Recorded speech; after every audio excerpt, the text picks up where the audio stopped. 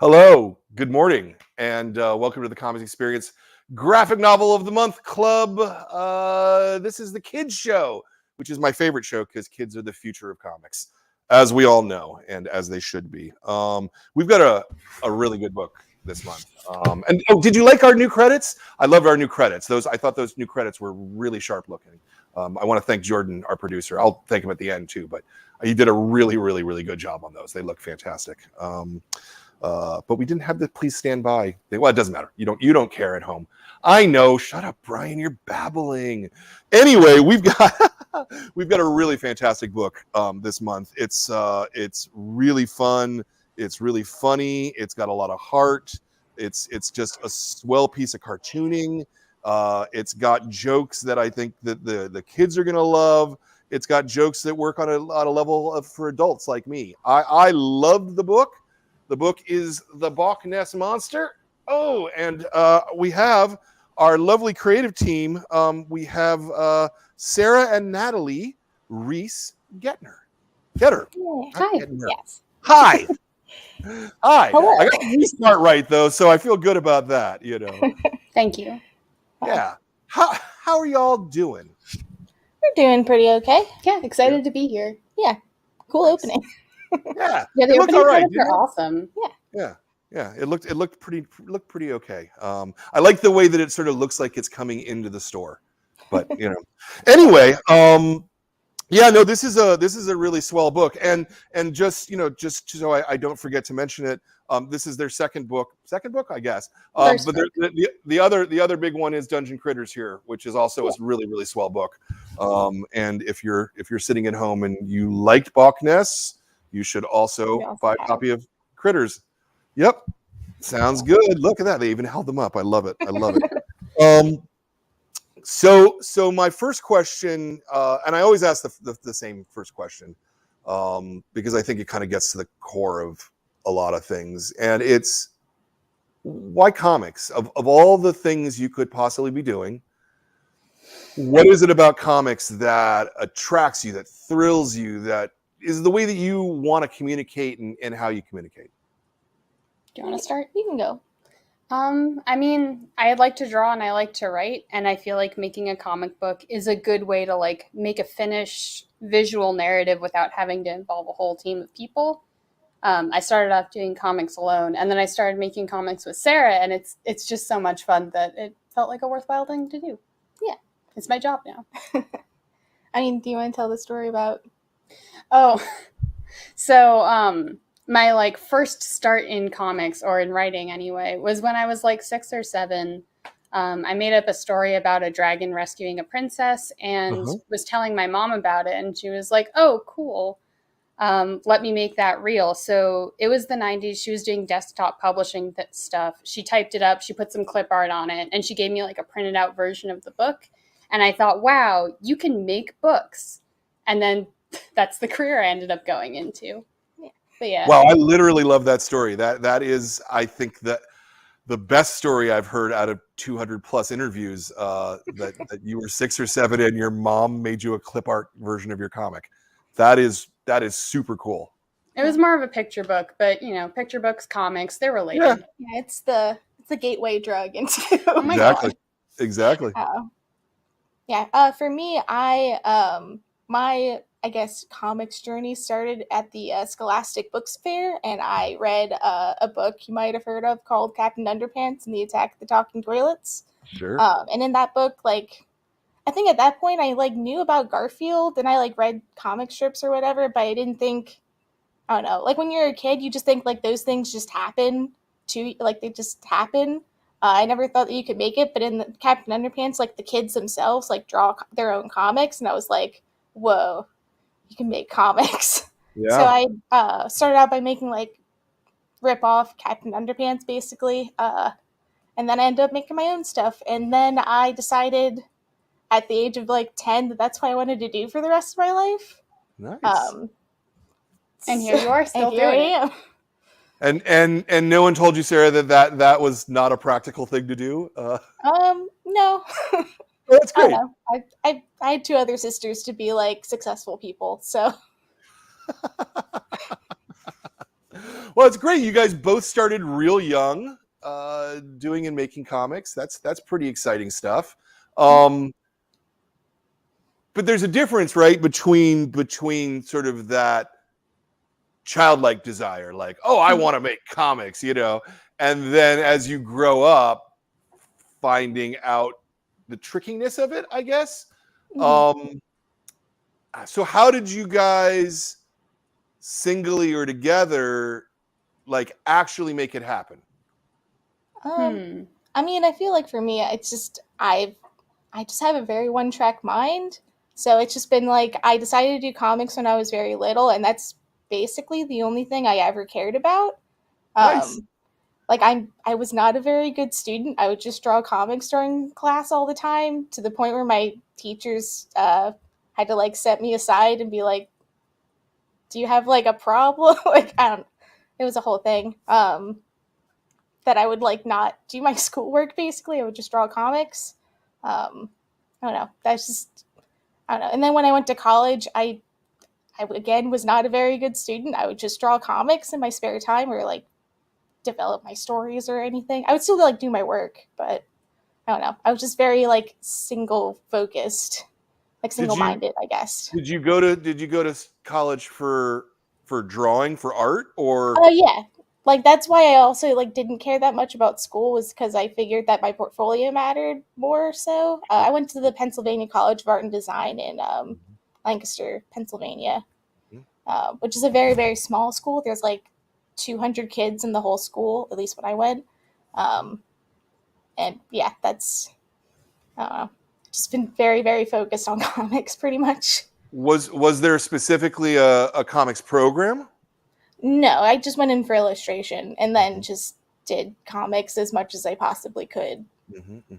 Did your teachers were your teachers down with that, or because I know that some art teachers are like, oh no, comics are inferior. I mean, there was like one comics professor that I did do like actual comics with, and that's how I learned how to like brush ink and learn how to love doing that. But otherwise, like I kind of just I don't know. I did do illustrations, I guess, but but for like my main thesis at the end of like college, I ended up doing like the like first 25 pages of what became my webcomic for a couple of years. I don't know. I tried to like do as many comic adjacent things as I possibly could while I was in school. Sure. How about you, Natalie? So when I was like getting ready to go to school, I was really into cartoons and like beautiful picture books. So I thought like a good job thing for me to do would be to go to school for illustration. So I could either get a job illustrating books or do storyboards for animation. So I went to college. I went to Syracuse University, which was cool. And they have a very good illustration program. And I sort of learned like how to paint and how to do composition and stuff like that. But on the side, I was also making and posting webcomics online to like make friends and have fun, I guess. And so as I was like learning this stuff through art school, I was also learning a lot by talking to people online and making and posting and just like continuing to make comics blindly, even if I didn't know what I was doing. Because like the best way to learn how to make comics is to just go out and make them. Like our school did have a comics class, but that was just one piece of the puzzle. I was looking at other stuff. I was doing the same. Like I was just talking to a lot of people online and just doing my own thing for the most part. I think webcomics, I will always be on the webcomics soapbox that it's a great way to build a portfolio. It's a great way to learn. I know the landscape has kind of changed a lot since I was doing that, but I don't know. I think heading straight ahead and just making something and not really caring if it's maybe not the most polished thing in the world is a really good way to get into comics and feel out if that's something you even do want to do. And then at the end of my school times, I was applying for illustration jobs and I sent in some book pitches, and the book pitches were more fruitful because I had all of that webcomic stuff to show for it. So that was the thing that turned into my job, essentially. Nice. Did you I was just about to ask there. In terms of the webcomics you guys were doing, were they continuing stories? Were they short stories? Were they one-offs? What kind of stuff were you guys doing? I mean, the webcomic that was my senior thesis that turned into what I was doing for several years after. It's called Boozle, and it was like a all ages like fantasy adventure webcomic where it'd be kind of like episodic, like each chapter was kind of its own like little story, but it would tell a larger narrative. Yeah. I did like 300 pages of that from Wow. like 2013 to 2017 or so. I thought it ended in 2018. Or Mm, maybe you were posting at the buffer until 2018. no, I'm pretty sure I stopped around 2017. Because it was like not that long after I moved down here. Mm-hmm.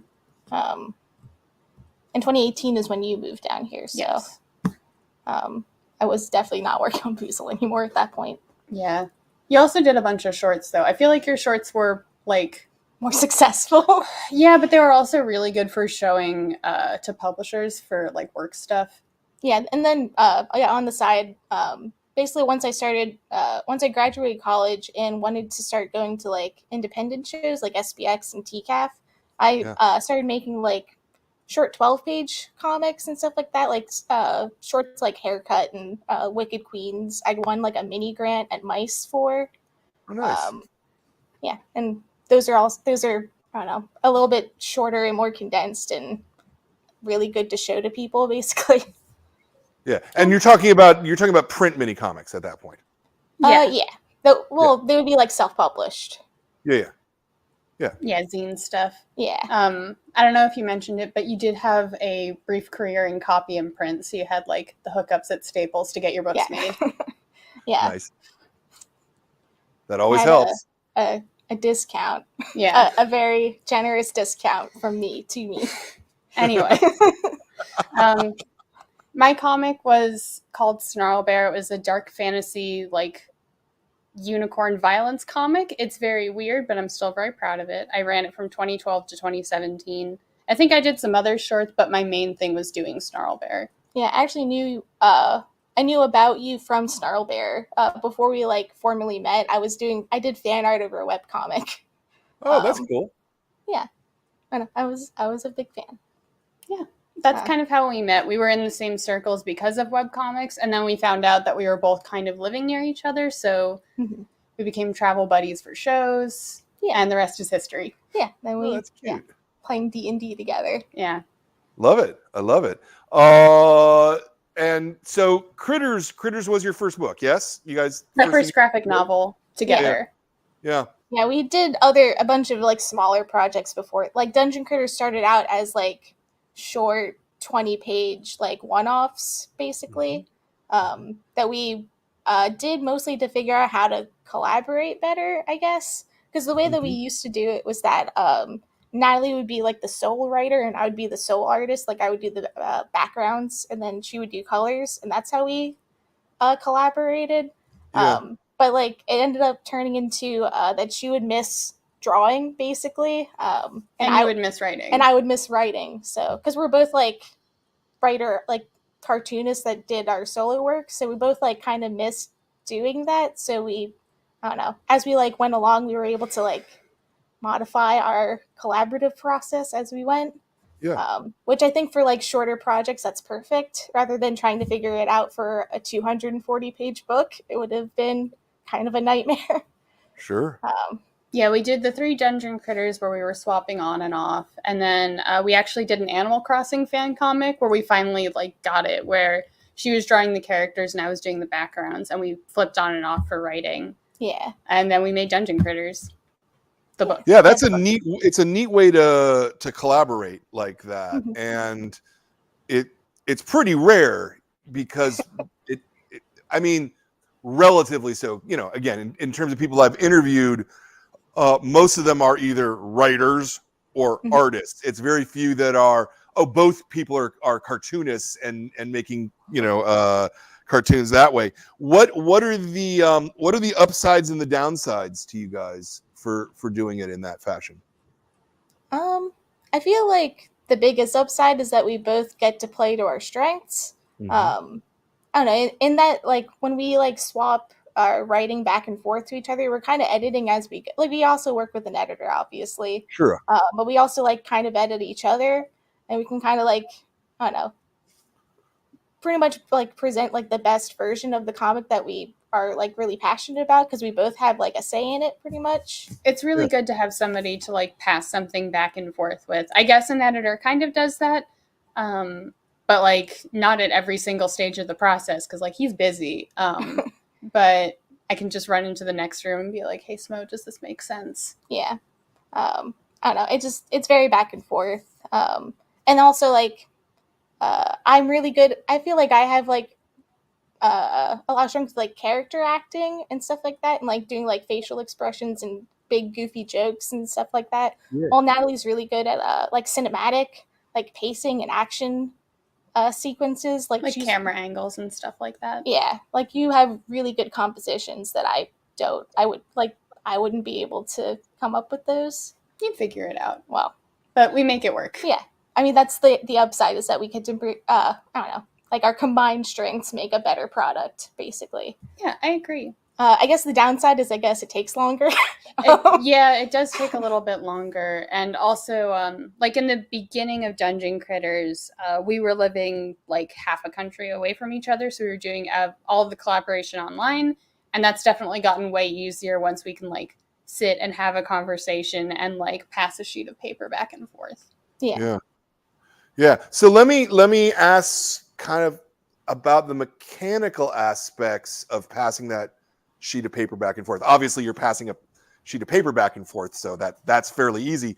But in terms of how you tackle the work, are you guys writing an actual script first, or are you, because you're both cartoonists, just cartooning and passing it back and forth and building it that way? Did that make sense as a question? Oh, no, I getcha. So when we start out, we have something called an outline, which is a big list of basically everything that's going to happen in the story, and more or less how many pages it'll take to make that happen. Yeah, we do that in Google Docs, and it's a mess pretty much. Like, we'll like have like an outline. The first draft is a mess. Yeah. We have to send a draft to our editor eventually. Well, yeah. But like we'll like do a draft, and like one of us will like type up a draft, and then another person will go in with like another color and like add like, I don't know, pretty much do edits, and then we'll like come up with another like, I don't know, we'll like do a separate Google Doc that's like connected. Version 2, like outline version 2 for real, like the real version, and then we'll do it again and then edit it again and then be like, no, like version 3, this is the one. Like, I don't know, it's just like a mess of colors by the end of it usually. So the farther you are out from the final finished page, the more messy and silly you can be, because that's where the work is wasted the least, basically. So we spend a lot of time making sure that the outline kind of works. Yeah. We still leave stuff to do in the actual writing because we want to have fun. Mm-hmm. And like there's some stuff you can only work out on the page. And sometimes we just, like, as we, so once we have the outline done, we have that sent off for real this time. That's when we do like thumbnails. We just go straight to thumbnails. Yeah, we don't have a script stage and then thumbnails. Just because I feel like with the way we write, it's easier to have the pictures there. So like, instead of having to type out and describe, there's a great upshot where like you're looking from worm's eye view up the cool bird. It's easier to just draw that if it's already in my head. And I think that's also like easier for communicating with other people. Yeah, I think because we pass it back and forth, it's just easier to have like a smaller version of the actual, what the comic will look like. I think that's also, and also just for pacing. Yeah, and also the way that I like think about comics is paneling, like first and foremost. So like just a script wouldn't be enough for me, I guess. Like that wouldn't be storytelling to me, at least for a comic. Like the comic's not in just dialogue; it's in like how it flows on a page. Absolutely, first and foremost. Absolutely. Yeah. This is why it takes us a minute to like actually like get through to the final script, is that we do all these steps beforehand. Yeah, I mean, are you thinking about any of that paneling in the outline stage at all, or are you purely just trying to get beats down at that point? Sometimes I feel like if I have a really strong image, I might like draw a little thing and slap it in there, or like you'll put in some character drawings and stuff. Yeah, I'll do like character dialogue beats, but not really paneling. Paneling is Mhm. for when I'm actually thinking about like how it's going to look like in the book. And how long would you say did the outline for Bawk-ness take? Through these 3 versions, 4 versions, whatever it is. I don't remember how long the outline took, but I do think think our the outline- writing took like 4 months, 5 months. Yeah, I don't remember. Sure. I don't know. Whenever I look back at the original outline, it ended up being pretty different. It changed a lot in the writing. Um, I think that's just where we were at when we were writing this book, though. So. Yeah. Yeah, I think when we like pitched Bawk-ness Monster, we were like kind of shaky on like the specifics, and then once we actually dug into the book specifics, which I think is why the outlining, like actual scripting and thumbnailing, took us a bit longer, like a couple of months. Yeah, I think it was maybe 4 or 5. Yeah, I know we drew this book in like, God, what year was it? Like 2021? No, it was 2020. That we did the thumbnailing? Maybe. I feel really bad that I don't remember. The problem with books is like by the time it gets to my hands, I haven't even been touching it for a year. Sure. So we finished it. I thought we finished it early 2022, like colors and everything. Yeah, I think so. No, I think we were drawing it in 2021 because I remember like working on it while also doing 2021 things. Yeah. So I think that's when we were drawing it. Yeah, so if you can't remember exact timelines, it's because years ago, yeah. It's been 2 years. Things sure were happening. Yeah. Sure. But yeah. Yeah, I would do like a thumbnail pass first for like a general idea of how long it would take for things to go, and then Sarah would completely rewrite it and put like jokes and heart and stuff into it. Yeah, and then I pass it back to you to see if there's anything like, I don't know, like flow wise to change. I don't know. Yeah. Yeah, it's very organic, I guess. Yeah, no, I understand. How involved is the editor at that kind of earlier stage? It really depends on the book and the editor you're working with. Thankfully, our editor on this book was pretty hands-off, I think. Yeah. He had some really good suggestions for like adding some character clarity stuff. I remember he had a really good note with Ronnie. Yeah, and with Alvita. Right. So yeah, for the most part, it's kind of hands-off, but we still benefit from an actual editor that's not just us going insane and having like our like, I don't know, crazy conspiracy wall. Yeah. I was gonna make a Pepe Sylvia joke, but I know what you're talking about. Yeah, it's good to have an editor to like get out of the 2-person system, because like we basically share a brain cell, so I know exactly what she would be trying to say, but like making sure those jokes would read to somebody else is kind of important. Yeah. But usually, for the most part, the most important part about comics, right, is that making sure that the audience perceives the things that are happening. You know. Mm-hmm. Yeah. I don't know. Yeah, I would say an editor is still pretty important. Yeah. Shout outs to Ben. I don't think he's watching, but yeah, did a good job on this one. Yeah. Yeah. No, he did. It's like I said, the book turned out fantastic. I thought. I really liked it. I really liked it a lot. So, and again, is the editor involved in the thumbnail process at all? I mean, are you showing the thumbnails as you're doing them? Mm-hmm. Yeah, you are. Okay. Only at the end. Oh, yeah. Only once we're like actually done with the script and thumbnails, we'll send all of them at once to the editor for them to look at all at once and give us notes, and then we can do another pass and send it back to them. And usually that's where it ends. And then it's time to draw. Yeah. How many how many notes are you getting back on thumbnails? Substantial or very small ones? Again, it depends on where and who you're working with. On this, not a whole lot. Yeah. Like we had a couple of like character notes, but otherwise it was not very intensive. But I think because we're already like editing each other for the most Yeah. part. I don't think our notes tend to be that extensive. I don't know. Like Dungeon Critters had like, for some parts of it was like one note. Yeah. I mean, that book was perfect, so it Yeah. didn't need any notes. No notes. Mm-hmm. But yeah, I've worked with other editors who are a little bit more nitpicky at that stage, which can also be helpful because, like, It depends on the project also. yeah, getting story notes like after you've drawn actual pages is the worst thing in the world because it's like I don't want to redraw this. Yeah. That's Yeah. wasted work, but sometimes it has to be done. But not Yeah. on this book, thank goodness. Yeah. Yeah. Yeah. What kind of thumbnails do you guys do? Are they like tiny little thumbnails? Are they full-size sheets of paper thumbnails? I guess a full-size sheet of paper would just be pencils. Yeah. They're like 2 inches tall, probably. Yeah. I've Natalie does definitely hers had talked to digitally. cartoonists though who describe full page as thumbnails because they're using it mostly to work out the flow and the shape and gesture and things like that rather than nailing it down for what they actually want the final product to be. Yeah, no, I do mine on like little graph paper and it's maybe like, I don't know, 2 inches big, pretty small. Okay. And Natalie does hers digitally. Like, yeah, a couple inches tall.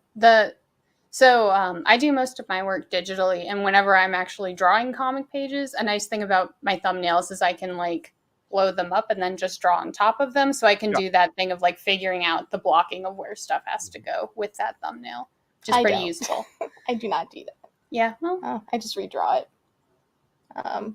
But it's what I get for doing traditional. mm-hmm, mm-hmm. Do you guys ever have any conflicts between one being analog and one being digital to make them mesh together? I mean, cleanup's a pain, but usually you take care of that. So, Yeah. like the scanning and stuff, it's just one extra step. Yeah. Right.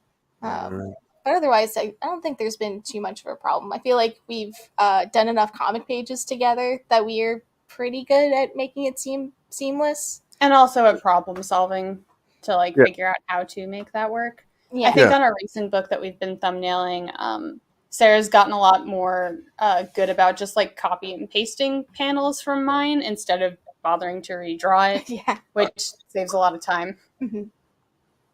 So copying and pasting it, how do you meet? Because if you're working physically, Sarah, how are you copying and pasting a digital?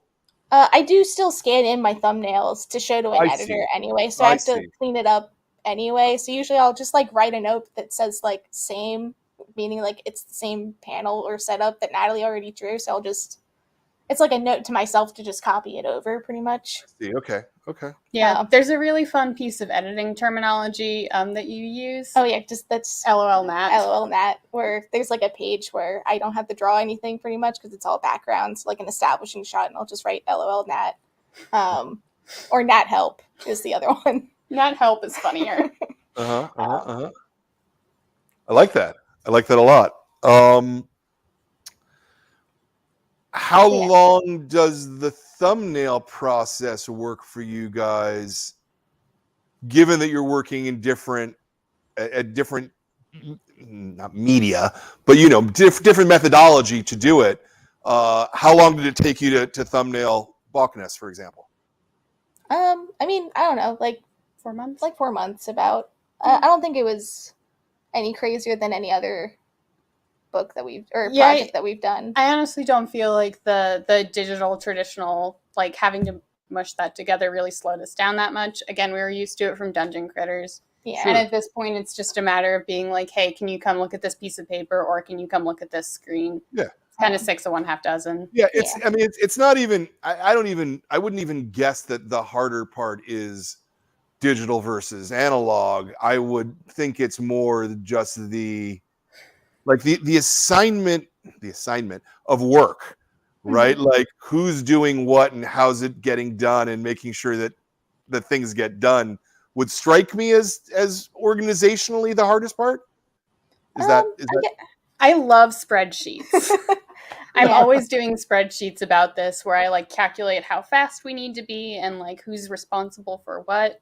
I feel like our roles on books are pretty well defined. Yeah, I feel like for thumbnails, I usually handle like what the final thumbnail would look like by like scanning it in, copying Natalie's drawings over, and typing up the script. Actually, although you also help with typing up the script. Yeah, just another Google Doc. The nice thing about being able to talk a lot about this process is if like one of us needs a little help and the other one feels comfortable like stepping in and helping, then we can do that so we can get things done at the pace we need to do them. But yeah, there is a lot of like making little formulas in the spreadsheet to make sure that I'm like going fast enough that I can hit the date that we want to get this done. There's a lot of project management involved in this. But I feel like, you know, this is very silly, but when I color code the spreadsheets, it becomes way more fun for me to do this. I don't know if that's, I don't know why. Hey, whatever works. Yeah, you got to do what works. But yeah, we do have a system for that. Yeah. And when you were working solo, Natalie, were you making spreadsheets as well? I think so, yeah. I think I had a Space Battle Lunchtime one. I'm trying to remember because I think I started like doing the ones that do calculations. The artist Carrie Peach started like talking a lot about that process in her work, and I like took some inspiration for that in building my own and realized that's like a really smart thing to do because like when you are working on a book, your publisher might have milestones, but you're kind of responsible for doing a lot within a big period of time. So you really like a big skill in making books is being able to like manage out your time, figure out how fast you're going, and figure out like if you're behind as soon as possible, because if you tell your editor like 6 months out that you might be a little bit late, that's way better than telling them like on the deadline that you're going to be late.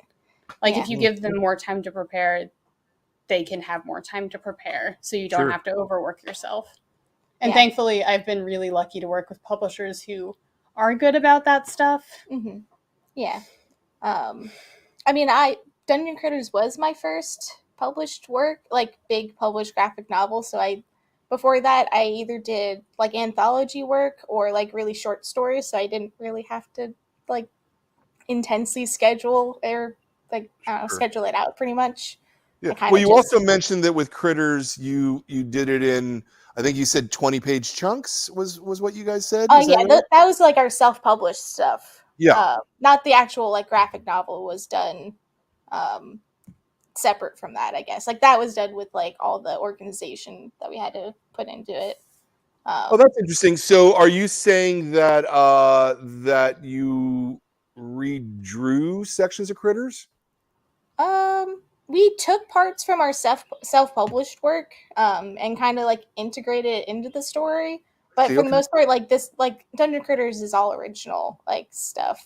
Like we took the characters and we took some story beats, but for the most part, it's kind of like I don't know. I guess I always think of it as like the 3 self-published are like the pilot episodes of Dungeon Critters, which is like the official OVA of the story, I guess, like the movie version of the story. Yeah, I don't think we had intense scheduling on the Critters zines. We just had to like get them done in time to get them printed for shows because we were doing them to coincide with the shows we were doing, so we could sell the paper versions. Yeah. Interesting. Did that make doing the final book version of Critters easier or harder or different? Easier. I definitely think it made it easier since we were so familiar with the characters that writing them was just fun and breezy. I think we also mentioned it briefly too, that making the zines was like a sort of learning how to work with another cartoonist. And I think without that, this book would not have gone nearly as smoothly. Oh yeah, for sure. I don't even know if I would have had the confidence to be like, okay, you draw the characters and I'll draw the backgrounds. Yeah, that definitely took a while to, I don't know, like hash out that exact process or like right level of who draws what kind of thing. It seems so simple now, but I don't know. I think we were both really stubborn when we were singular cartoonists, but like having that zine experience really did help us figure out how to make books together. Yeah.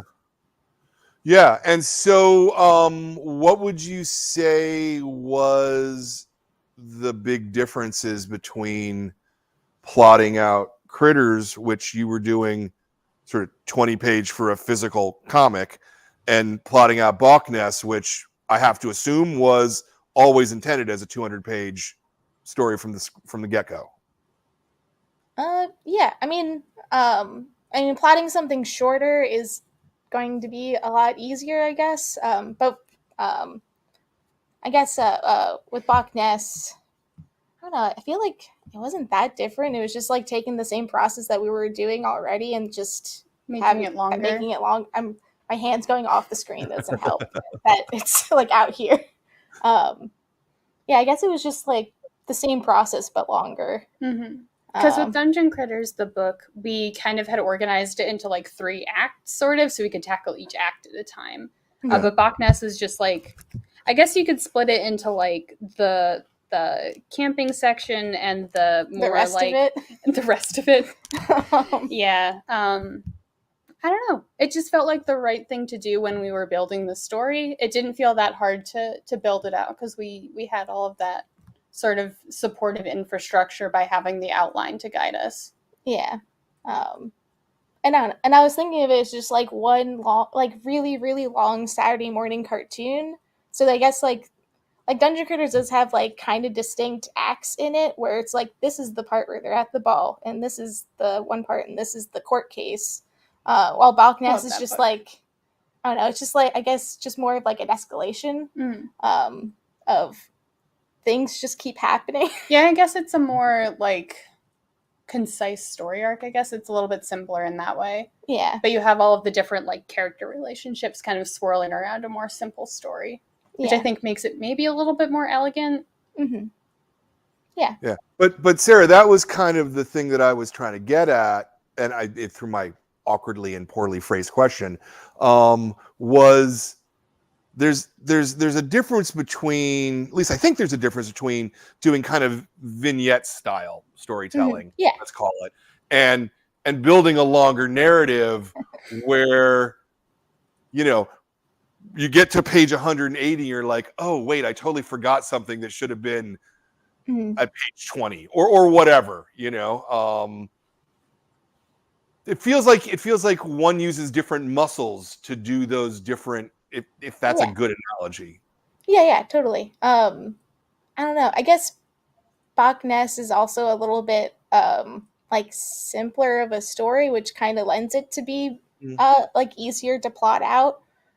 We actually just did the finished writing the sequel to it, which is a lot more complicated of a story than the first book. Minor spoilers, I guess. There's a number 1 on the spine. People can draw what conclusions what they want. But yeah, I don't know. I felt like that was probably like a way harder like writing experience, I guess, because like this one was so like easy to me to write because it's just like it's a Saturday morning cartoon. It's like they fight a boat at the end. There's a waterfall. I don't know, like hijinks kind of thing. The second book is slightly more serious, I guess. Okay. And trying to like have things pay off in a more like, I don't know, like satisfying way is like a totally different muscle to I don't know.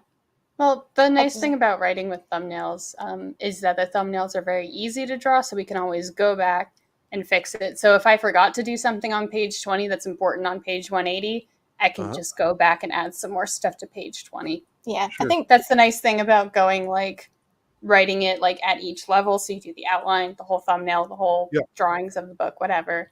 If I was going just straight ahead, making page 1, 2, 3, 4, 5, then it would be a little harder to go back and fix that. Yeah. Yeah. There are definitely cartoonists who work like that, however. And they make it work. Yeah. I mean, it always boggles me when I hear that, like, oh no, I just start and then we see where it ends up. Like, really? Yeah, okay. I think I did that with my own solo work when I did Boozle. I tried to plan ahead, but I didn't very well. And then I don't know, by the time I got to the end of the 300 pages, the story technically never finished because I just didn't plan well enough and it just kind of stopped. So I don't know. I guess working with another person is also better for me to plan things better because I can just bounce ideas back and forth. Sure.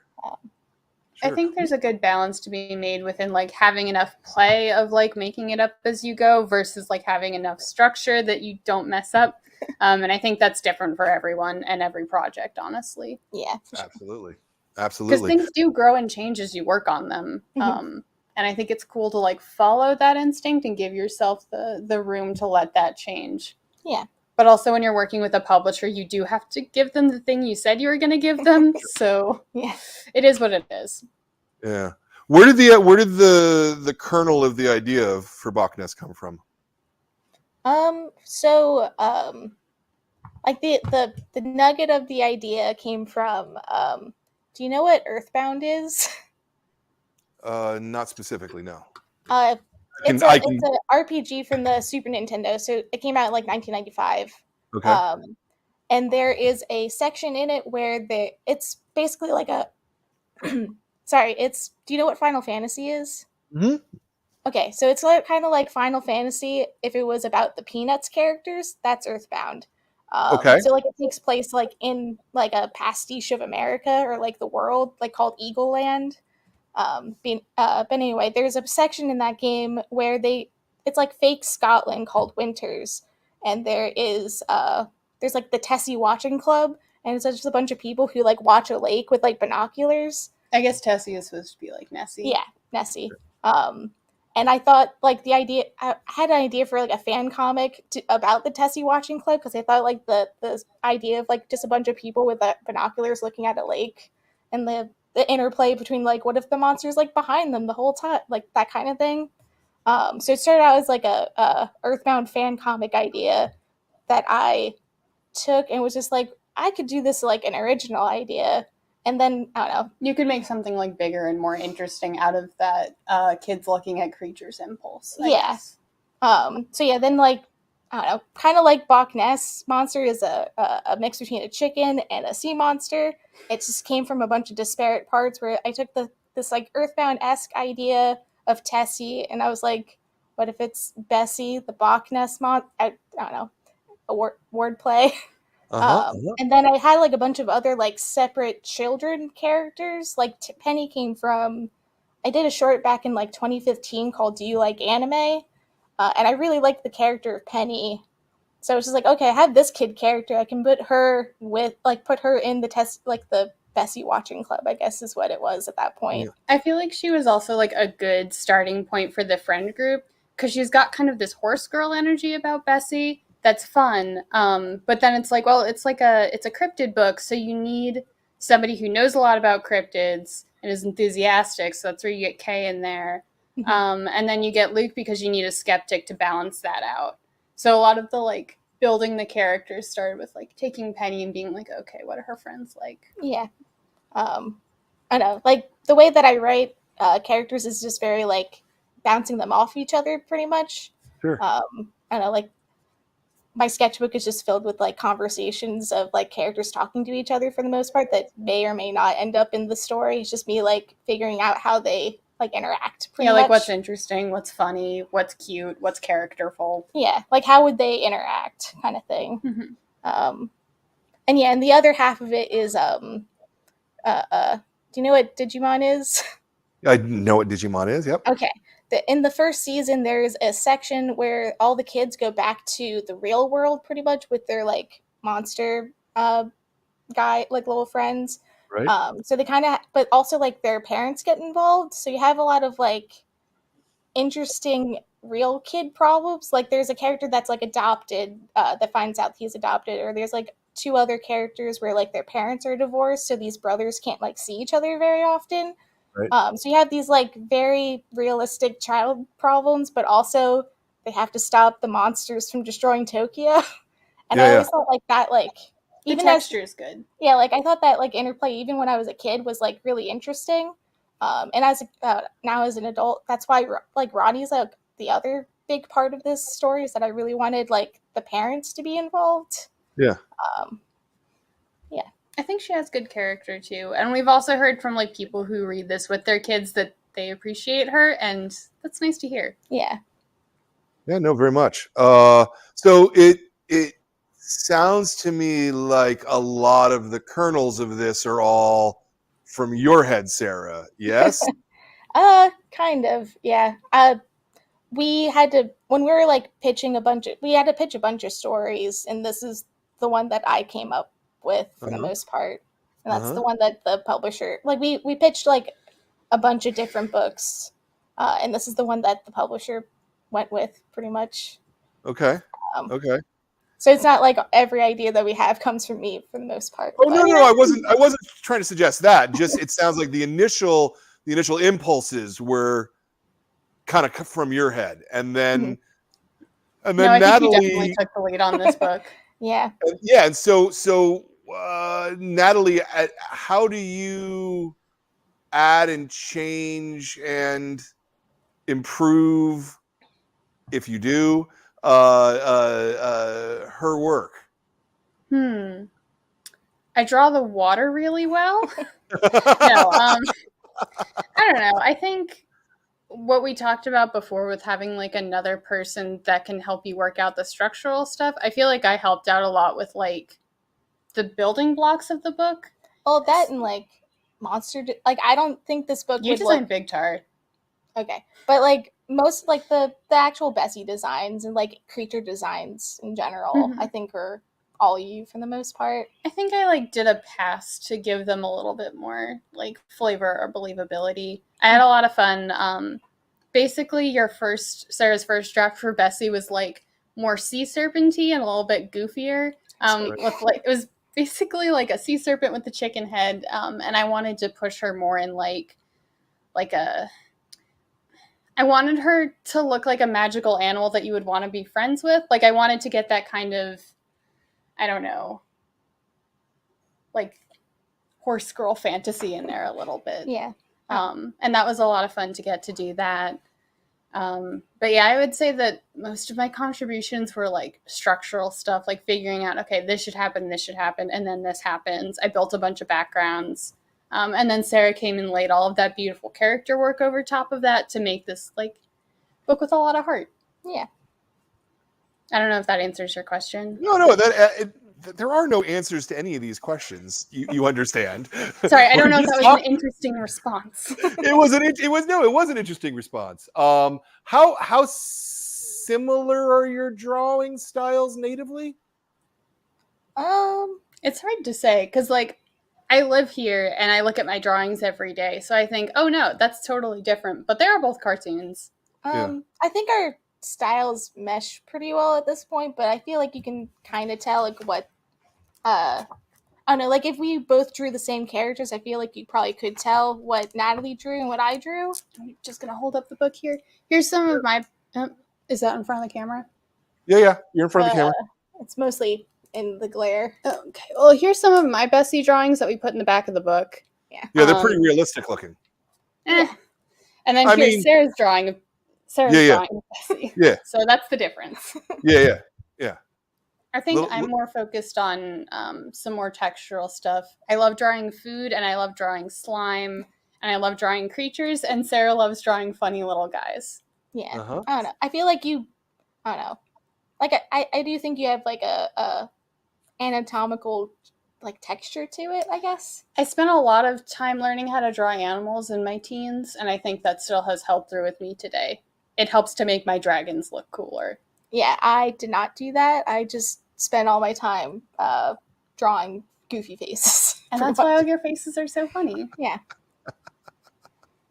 I like that though. And your faces are funny and they have so much character, right? Like honestly I think the cartooning in this is just really top notch. Oh, thank you. You and know, very proud of some of the jokes. Yeah. Oh, do you have a favorite joke in the book? Do I have a favorite joke? A favorite or joke? A favorite character? Yeah, I probably do, but I would take me a minute or three to find it. My favorite character is and actually they might be related to the joke, is when they name all of the monsters, and you've got puddle creature, reverse mermaid, the stuff. I think that was my favorite joke, I think. Nice. Yeah. I love the stuff. Yeah. Yeah, it was fun. Like, I don't know. It is a cryptid book first and foremost. But I also had fun like playing with like movie monsters also. So like the stuff is a play on the thing, Sure. obviously. Sure. So it's fun to like try to like trying to make the John Carpenter monster like cute. Cute. Yeah. Have this Yeah. like flesh colored puddle be like adorable. Yeah. And appealing. And that's comics, baby. Yeah. Yeah. Magic of cartoon. Now, one thing I found interesting in the book is that you guys kind of don't define cryptids or really talk about that at all, just assuming that absolutely everybody knows what you're talking about. Was that a conscious choice or?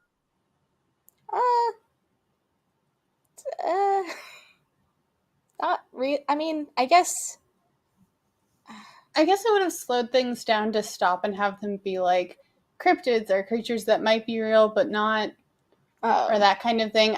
I feel like with the tone we were going for, it was kind of better to be like, it's a fantasy animal. Don't worry about it. Yeah. Right.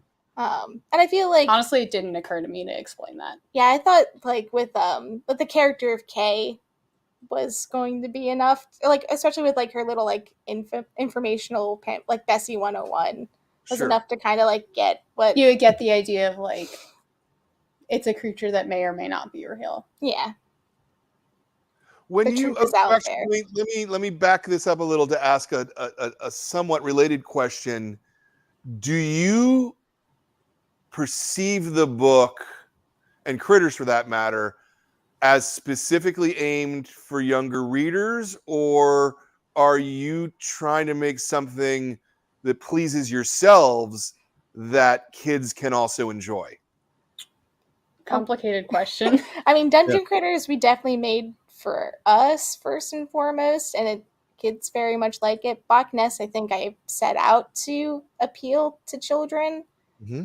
Like first and foremost, like obviously it's also built out of a lot of stuff that I also enjoy, especially that I enjoyed as a child. I think you can't work on a comic for a year plus and not find something to love in it. Otherwise, you know, it's not going to be good if you don't care about it. Yeah, but Bawk-ness, we definitely did think more about our audience than we did with Dungeon Critters. Yeah, Dungeon Critters, I think because it also started out self-published, like the nature of self-publishing work is that it's for us more so than anyone else. Yeah, we were just kind of trying to make each other laugh with that one. And we were still doing that with Bawk-ness, but I think Bawk-ness is a little bit more Saturday morning cartoon, I guess, to me.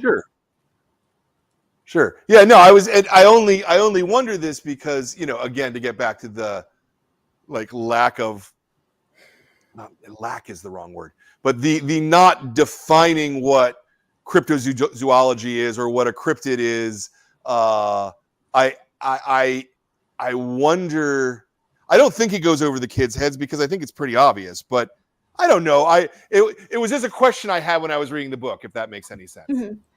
I guess I was also kind of your editor bring up any questions about that as well? Sorry, can you repeat that? Did the editor bring up any questions about that? No. Okay. Yeah, it didn't occur to us, but that's a really interesting perspective to hear. I hadn't thought of that.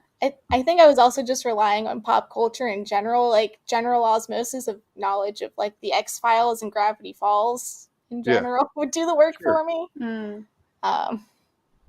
Yeah, it probably helps too that it's the Bawk-ness Monster, Loch Ness. I mean, everybody knows what the Loch Ness Monster is, so yeah. I don't know that a kid would know that Nessie is a cryptid necessarily, though.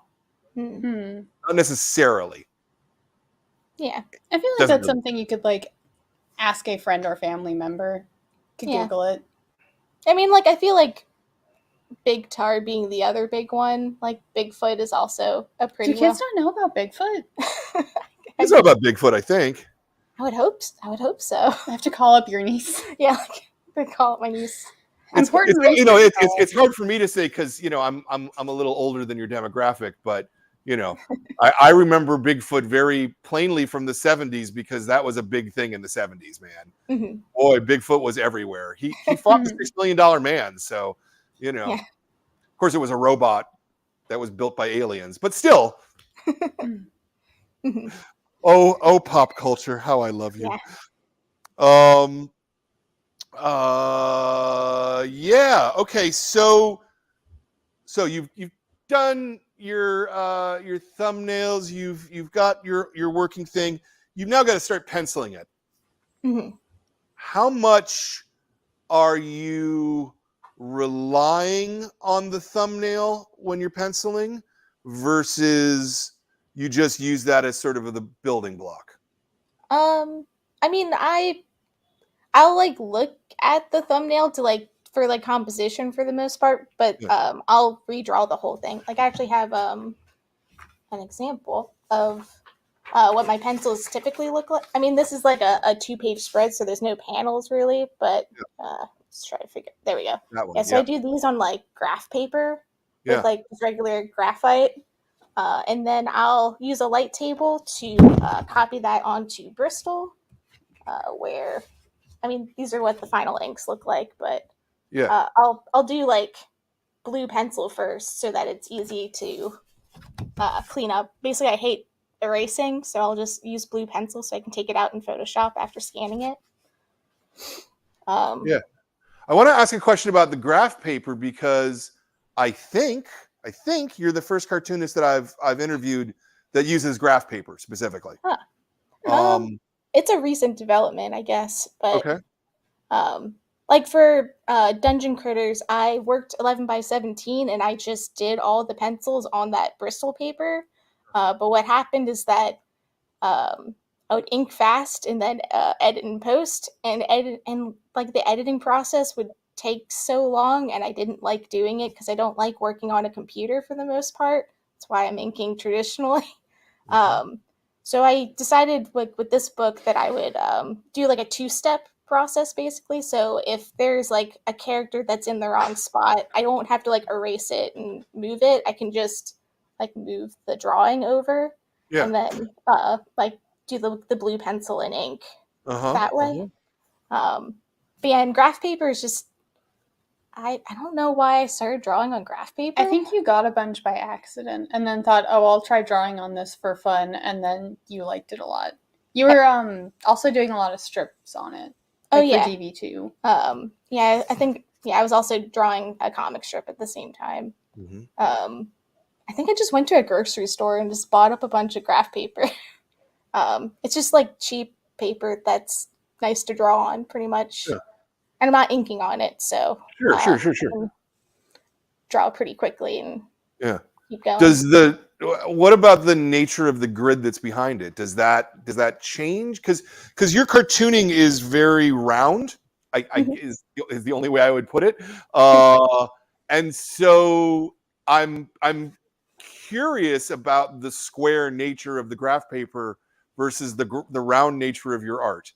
If that I don't know if that was in English or not, but no, I get what you're saying. It makes the panels easier. Yeah, it makes like lining up characters really, because I would do that like kind of by hand anyway. Like if I had like a 3-panel beat of like a character like having the same like 3 like a escalation of reactions, I guess.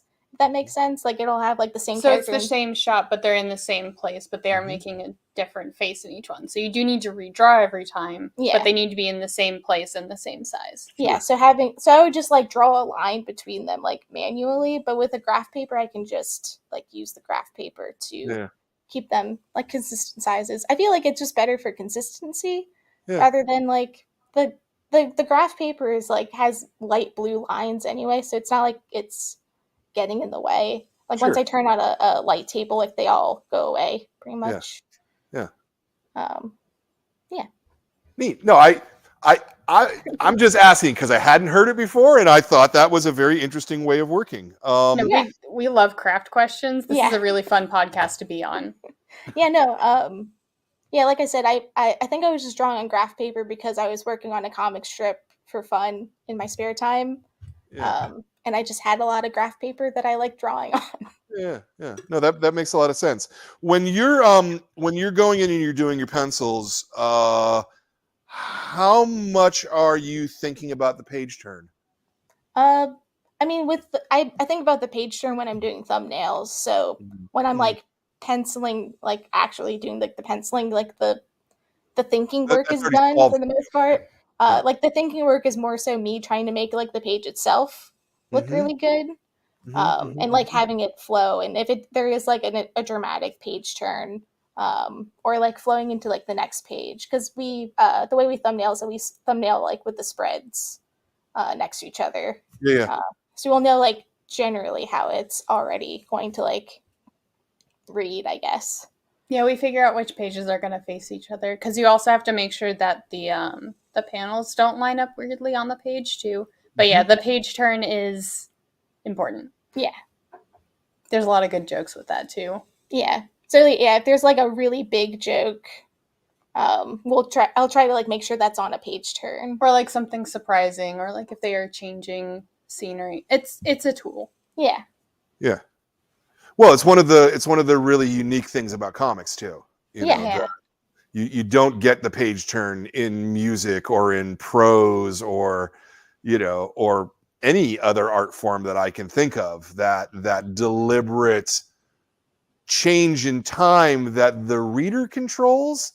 That's one of the things I really like about comics, is how much the reader is in control of time and space, even though you've delineated it, you've made it really clear where time and space is, but the reader controls how they move through that. It's so fascinating to me. Yeah. I really like to play with timing and like with like big montages and stuff like that. I think it's very fun to like play with that kind of writing. I don't know, because comics are really unique. Like with like the use of paneling and stuff like that. Yeah. Going all the way back to the thumbnailing at the same time as scripting thing, we are definitely thinking about that, like pacing grammar, I guess you would call it. Yeah. Where it's like, it means a different thing if you have one panel where a character says something instead of like two panels where they're quiet and then they say something. Those mean two totally different things. Yeah. They very much do. And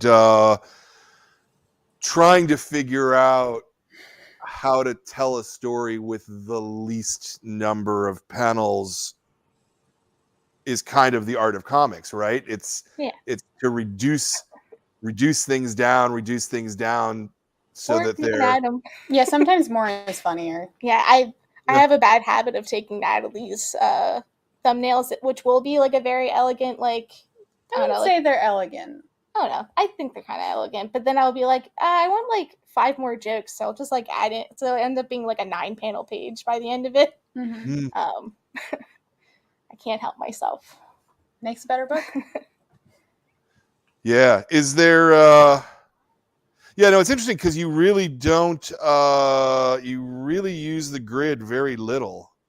It's jumping all over the place between, this has got 3 tiers, this one's got 4 tiers.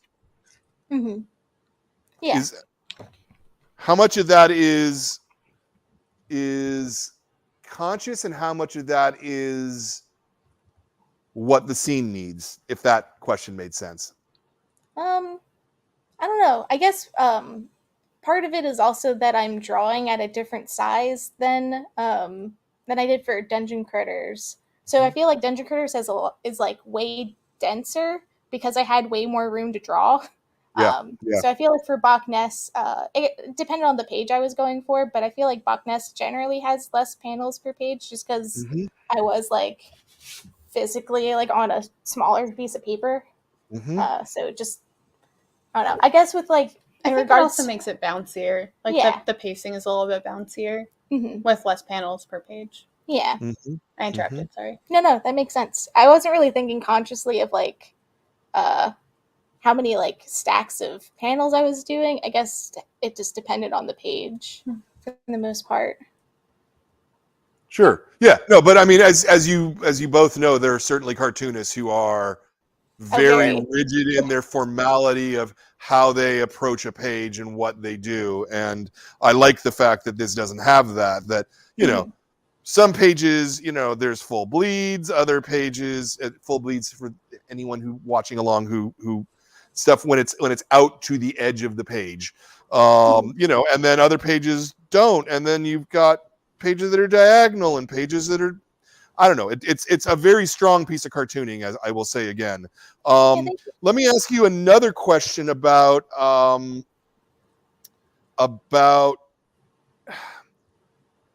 how would I phrase this question? So it seems to me that a lot of your cartooning is very much about reactions between characters. You know, there's a lot of facial work. There's a lot of someone says something and then you get the sad face and you know what I mean, like that kind of thing.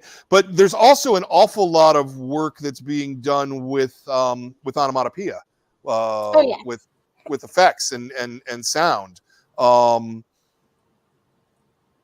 can you talk about that a little bit? Maybe I don't know that I have. Yeah, I don't know. So comics are like a silent medium, so I kind of feel like you have to use everything that you can use, like anything that you got to like get what you want across. And I feel like sound effects is like a huge part of that. I also have a lot of like big emotions about lettering in general, because comics are like a marriage of art and writing. And I think like how the lettering is presented is like a huge part of that.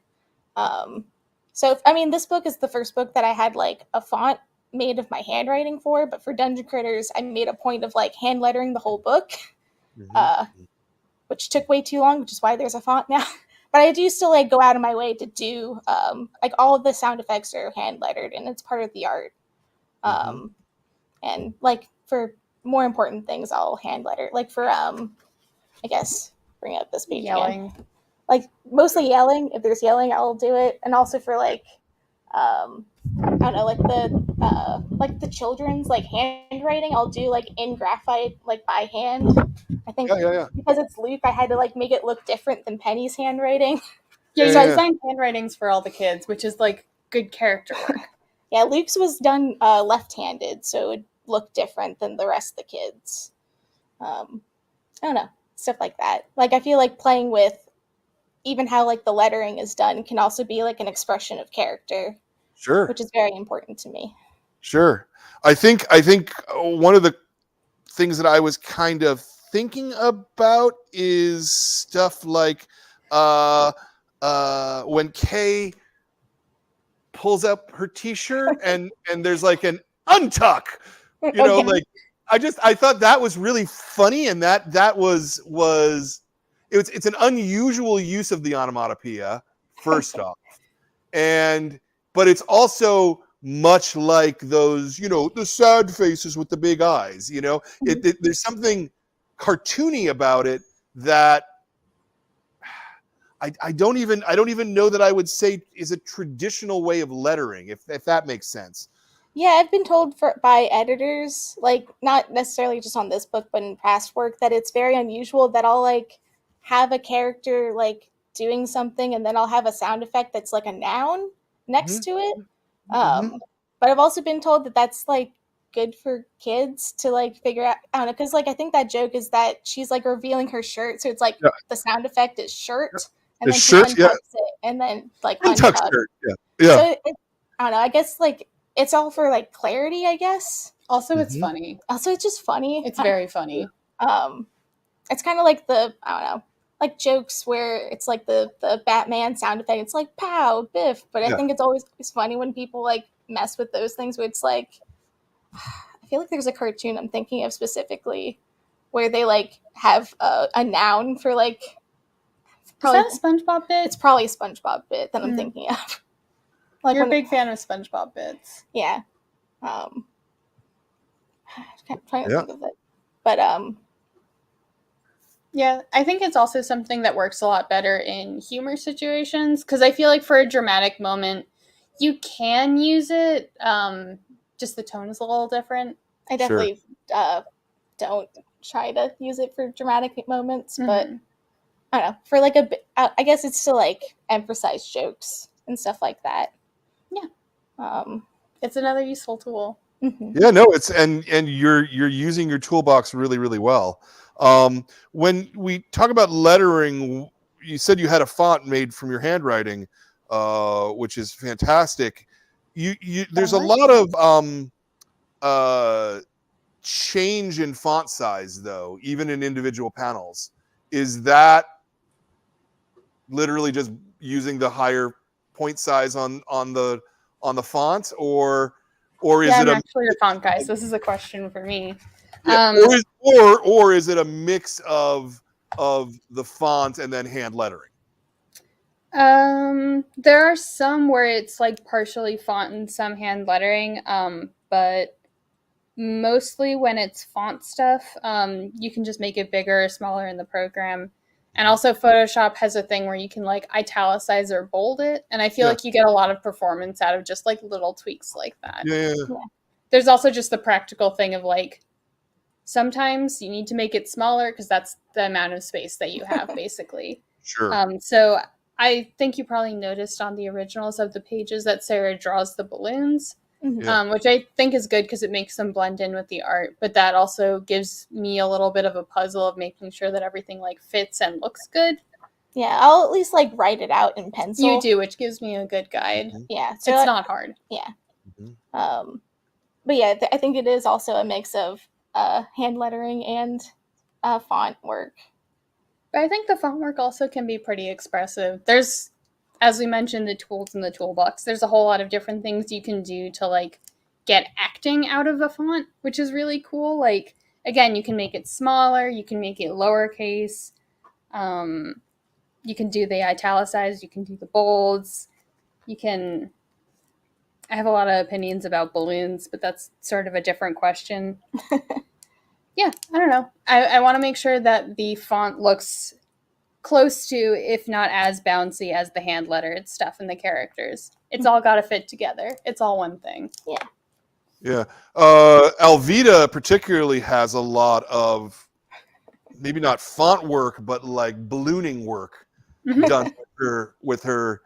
You know, she's angry, and so the balloons are, you know, blah blah blah blah. Is that that I guess is built into the art if you're doing the ballooning ahead of time. Yeah, you wanted her to be like overacting because that's very funny. So you can really get that through in the balloons. Because comics is a silent medium, you don't have a voice track, so you have to do anything you can to get the acting out of these characters. Yeah. No.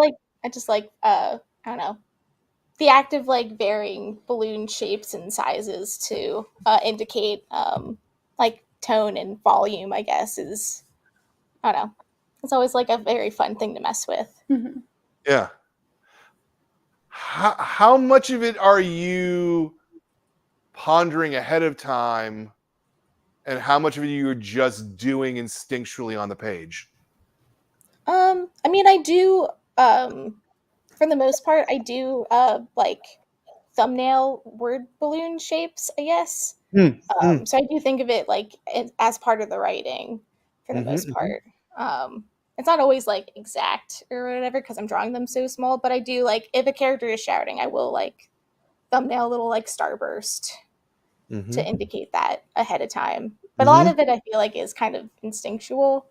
I don't know. Yeah, I think after making so many comic pages, this kind of stuff you like, it's sort of like a language that you learn to speak. Sure. Does that make sense? Yeah. No, that parses completely. I absolutely understand that. Since the balloons are drawn out ahead of time, are there challenges to make the lettering work within the space that you have? Sometimes. Like Sarah said, she writes out like a rough version, so there should be enough space. Yeah. But I'm not always the most accurate. Yeah. Like, I don't know if there's... That's what we have Photoshop for, too. The main thing is just making sure that the bubbles don't cover up anything important. Yeah, it's mostly like, I don't know if you can... sorry. Yeah. You can kind of see that I have like blue pencils, like with like a rough... So I know like generally how big the lettering should be, because it is my handwriting for the most part with the font. So if I write it out, at least I can like, I don't know, have a good idea of how big it should be, like how big to make the balloons. We're working on a different book that has a totally different process where I do the pencils first, and in that I just like drop the font in that I'm going to use so we know exactly how much space we need. But, you know, different projects, different process. Yeah. I know. It's fun to, I don't know, like mix things up with the process also to keep things interesting. Yeah. Yeah, when you work on something and you're changing up the order in which you guys do the work together, do you do you think it makes the work stronger at the end of the day?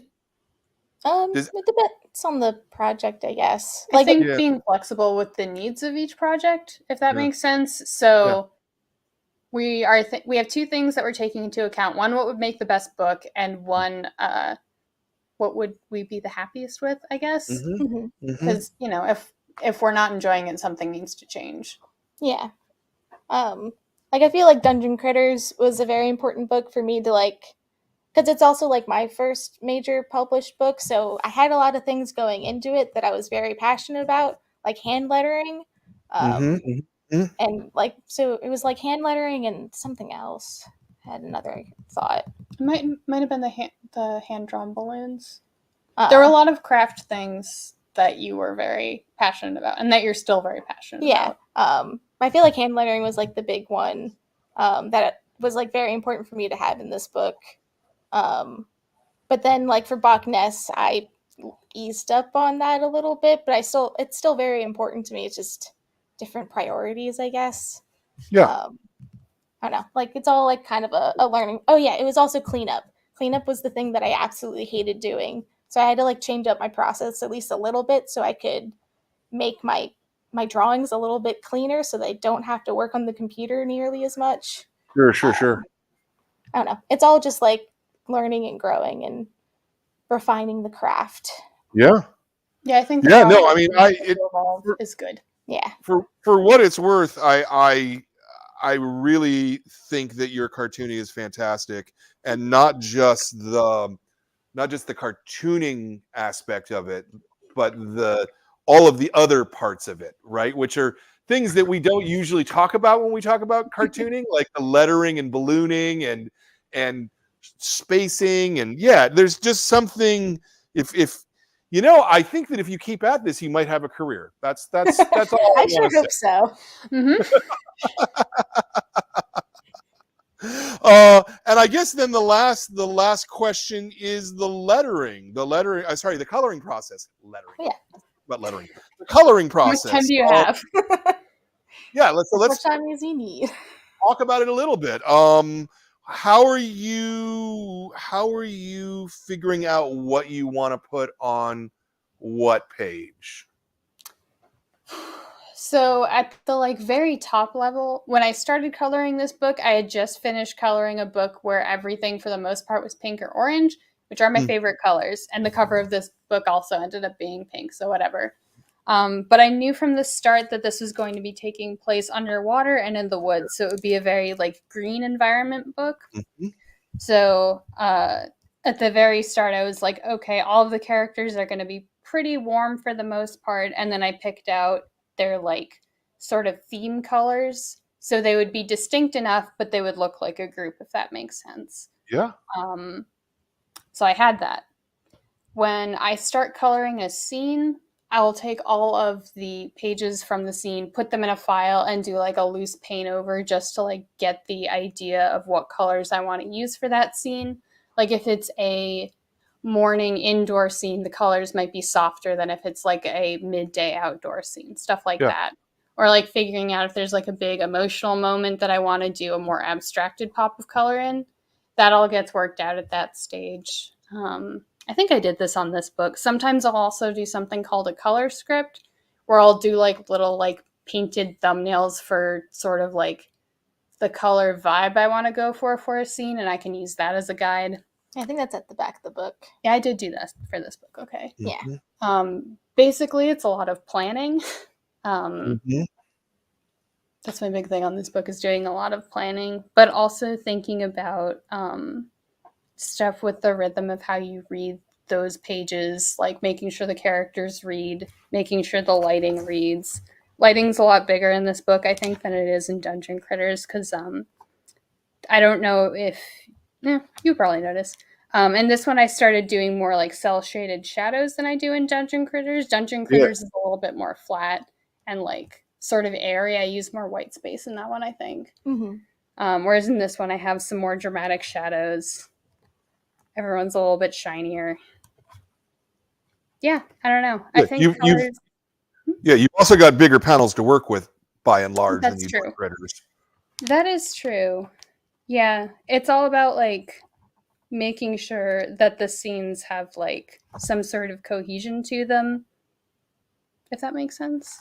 And also talking about stuff about like page turns, like colored pages that are facing each other kind of have to like look good together and give you a sense of where all the characters are. Interesting. Yeah, I actually hadn't considered that. It's funny. I mean, I don't draw, but I understand cartooning. I don't understand coloring. I like literally, if you said, like, if you give me a coloring book, I don't know what to do with it. I cannot figure out like how to balance things, what makes things. So it's a fascinating skill to me, Natalie, that you can do that, particularly when you're trying to balance word balloon colors versus background colors and page colors.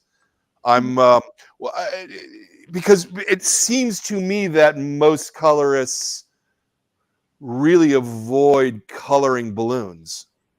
Yeah, I'm really glad they let us do that. I am too. I think it's a good tool for clarity. Sorry, talking about color is very abstract because I kind of just feel it out through a lot of practice and readings. Sure. So hopefully this makes sense.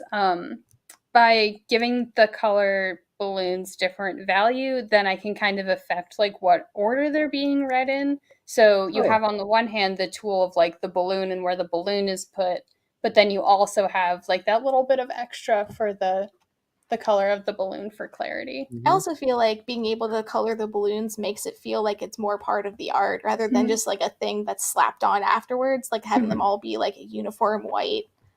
Not that there's anything wrong with like having word balloons be uniform, but I guess for our style, having it be more like integrated. It also pulls them out from the gutters so they don't get mixed up with the gutters. Yeah. I have seen some comics that I actually really like where they kind of have the balloons cut out of the gutters. I think that can look really cool, just not the look that I was going for on this. Yeah. But I do really like having the freedom to do that because I think it looks good. How long did the coloring take, start to finish? Did you say?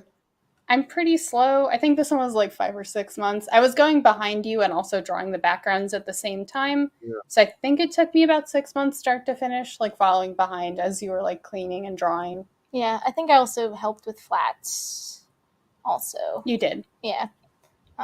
Flats is like going in and doing the like basically filling in all of the characters. So it's basically doing coloring book stuff. Yeah, it's just like mindless. It's just like busy work, I guess. And then Natalie can go in and actually finish it and making it look nice and picking the correct colors and all that. Sure.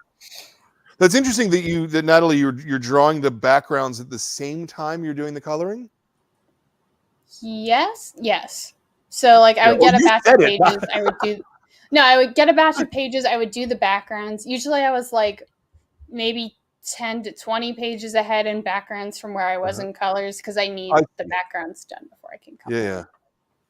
Interesting. Yeah, so it's not like one page at a time. You're doing the backgrounds and then the colors. It's all done in like batches. Like I would do like around 12 pages a week, like 10 to 12 pages, like in batches for like pencils and inks. And I would do like like it would be entirely thumbnailed, and then I would take a batch of like 10 to 12 pages and then do all the like all the rough pencils and then all the clean pencils and then all the inks in a row, pretty much. And that's how I just did week after week. It's great that you can do 12 pages a week, though. That's speedy. I had to do this book pretty fast. Yeah. I mean, I feel like also the writing takes so long that like the actual drawing is the fun part. Like it's I don't have to think as much. I can just draw the funny faces. Also, you don't have to draw the backgrounds. I don't have to draw the backgrounds. This also speeds things up a lot.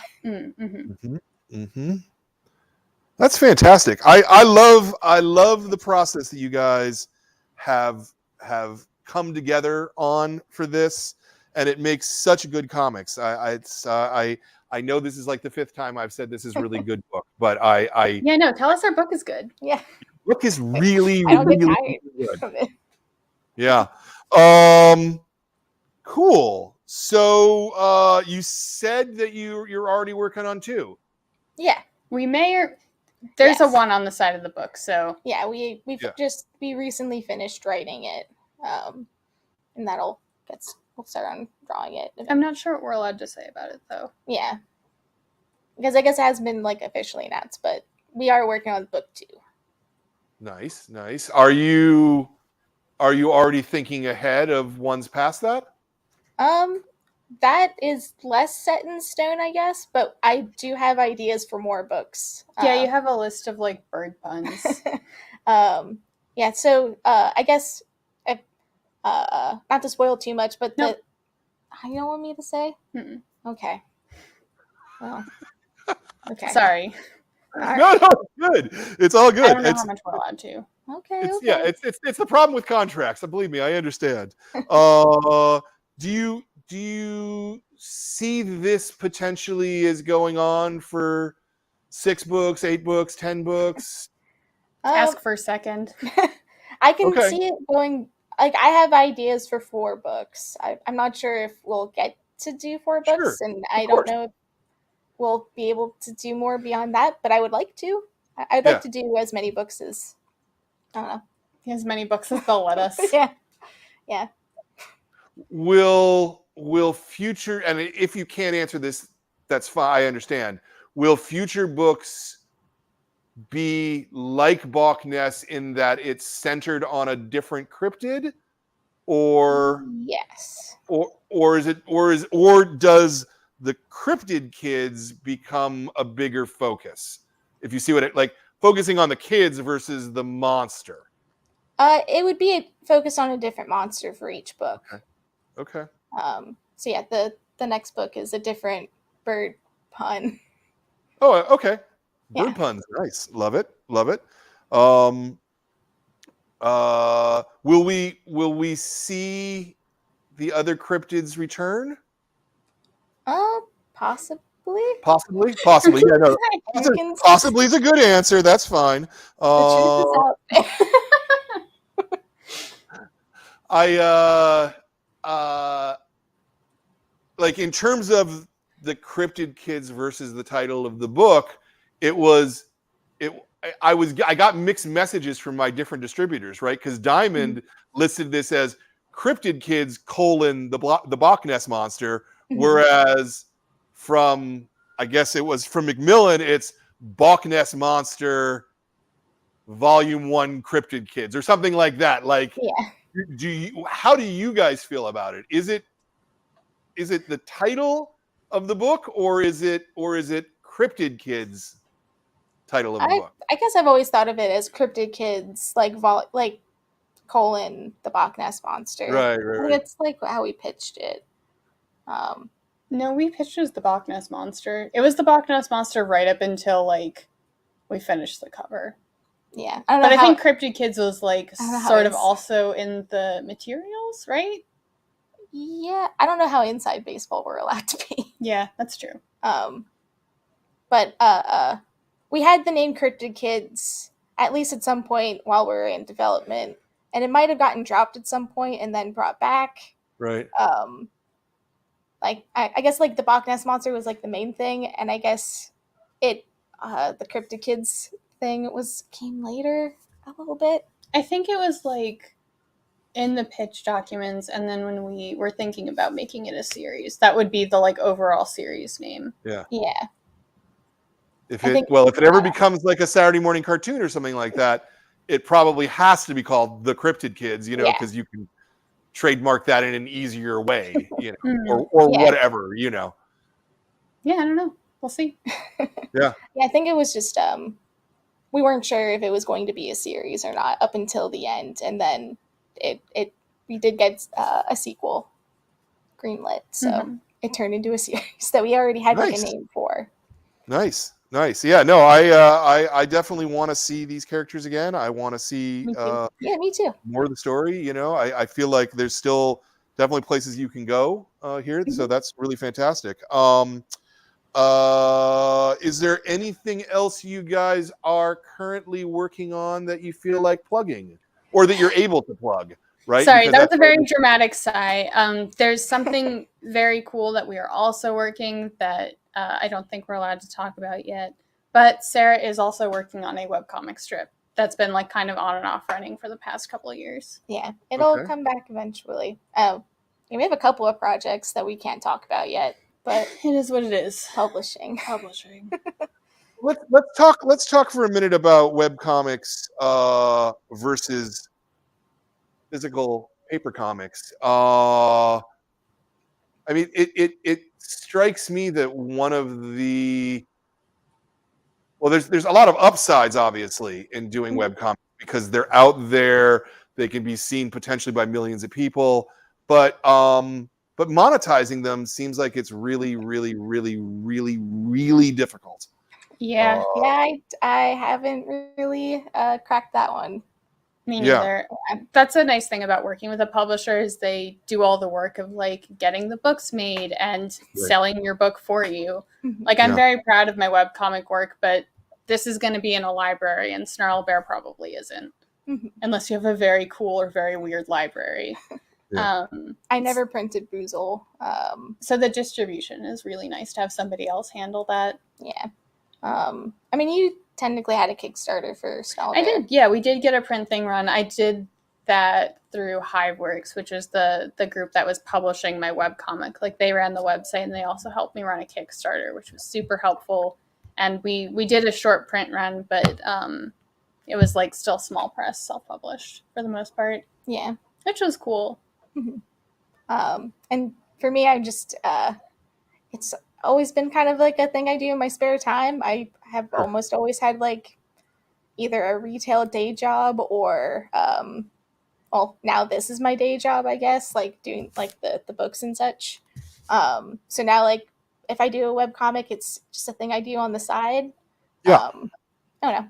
It's just like using a different part of my brain, I guess, than just like pure books, I guess. Because I write a comic strip. That's, I guess, like more so about adults, which is like a fun change of pace, I guess, than doing just like strictly kids comics. Yeah, not to be cynical, but you could be way weirder with self-published stuff because you don't have to sell it to a lot of people. You just have to make something that you like. Yeah. Sure, but it's it's hard to make work, to do creative work and not get paid for it, I guess, is ultimately, of course, I own a comic book store. And so, I like having physical things that we can sell, but it just strikes me that for a lot of cartoonists, a lot of creators, they'll do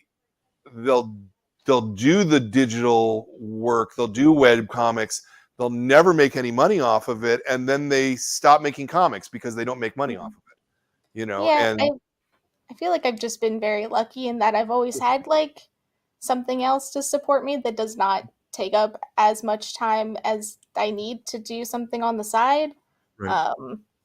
Like I've always had like part-time retail work, or now comics pay for me full-time, which is crazy to think about. But yeah.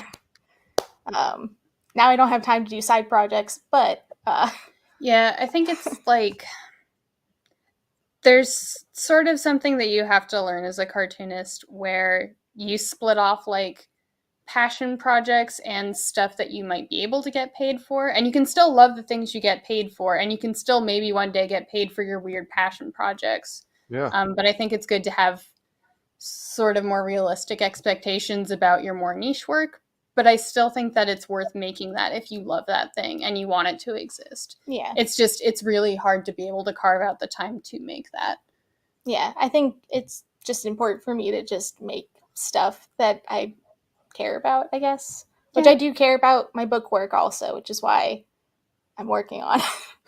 But also, like, I don't know, having like a side project is also good for, I don't know, I guess just like staying excited about comics, I guess. Like, even if I don't get paid for it, and I am thankful enough that I don't need to get paid for it, it is just for me. that I also share with other people. Yeah, I think Yeah. we're very lucky also to get paid to make books that we love in the form of like stuff like this. Yeah. Yeah, no, very much so. Very much so. Mhm. Have you been getting more offers from the success of Critters and Bawk-ness that to do like licensed comics or whatever? Like what? He asked if we Licensed got comics, IP like work. are well, people coming to you and we're going, not- "Oh, will you draw My Little Pony or something?" Maybe not My Little Pony, but We tested on My Little Pony once. We didn't get the job, but that might have been fun. Yeah. I don't know. I don't have a whole lot of hangups about IP work because it's like it is a job. I think you just need to approach it realistically. Yeah. And Sure. remember that like it is IP work. These are not your children, but you can also put in the art and you can love it. yeah. I mean, ultimately, it's better to own your own work, though. I think at the end of the Yeah. day, you know. Yeah. Yeah, especially when you're able to make something that is obviously heartfelt and really, I can tell that you guys had fun while making this, which yeah. is one of the best things about comics, I think. Yeah, I don't think we'd make it through a book if we were not having fun. Yeah. We could, but it would be absolutely miserable. Mhm. Yeah. And I don't think the book would be good for it. Yeah, I think you could probably tell. Yeah. But yeah, I don't know. Comics is fun. I'm happy with my career. Yeah, and I think we have exciting things in the future to announce Love it. eventually. Publishing is very slow. Yeah. Yeah. No, and I, it's hard for a show like this when I'm like, hey, plug something, and then you can't because the contract has not been signed Please in buy quite this that book. way. Or Buy our book. Yeah. That's our plug. I love it. I love it. Okay, so we'll go to my final question. And much like the first question, the final question is always the same. We have a lot of people who, because there's over 200 shows, and we talk to a really wide range of cartoonists. We have a lot of people who watch the series who want to make comics themselves. Particularly considering that both of you knew really early that you wanted to make comics.